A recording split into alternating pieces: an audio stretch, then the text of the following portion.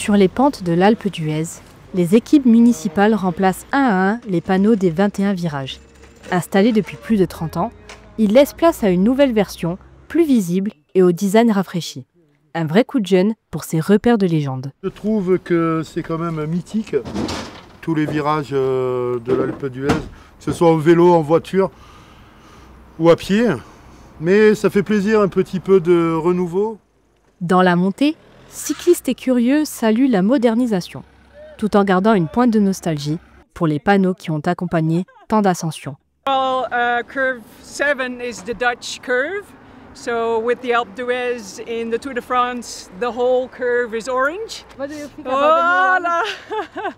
It's a little bit more clear because it's white.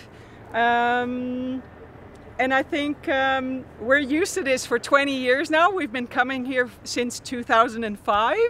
So we're used to the white ones, but it looks nice. But when you're on a bike, maybe you're not, you can't see it as good. But they look good. Ça, c'est du bon travail, les gars. Bravo. C'est bien qu'ils les changent, je pense.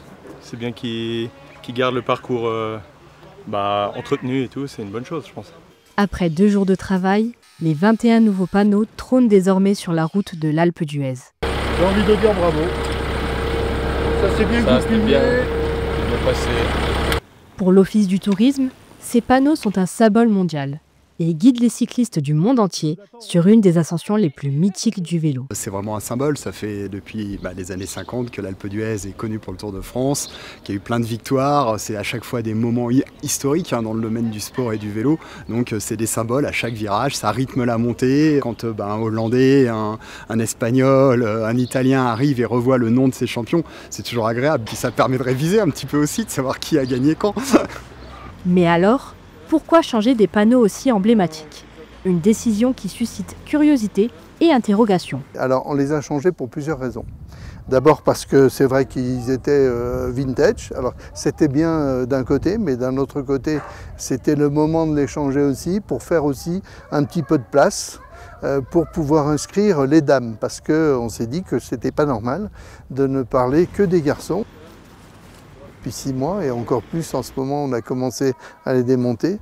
On a de grosses demandes et de nombreuses demandes. En fait on va les garder. J'ai ma petite idée pour peut-être un cadeau, lors du prochain Tour de France à quelqu'un comme Hinault, quelqu'un comme Bernard Thévenet, comme Christian Prudhomme, comme d'autres, puisque quelque part c'est le Tour de France qui nous a apporté tout ça. Le panneau préféré serait plutôt le 21, c'est d'ailleurs celui qu'on se fait voler régulièrement, mais comme il risque d'aller à la mairie de Bourdoisan, donc faute du panneau 21, le panneau numéro 1 m'ira bien. En tout cas, le 1 au 21, c'est symbolique. Modernisés mais toujours porteurs de mémoire, les panneaux de l'Alpe d'Huez continuent d'accompagner chaque coup de pédale vers la légende.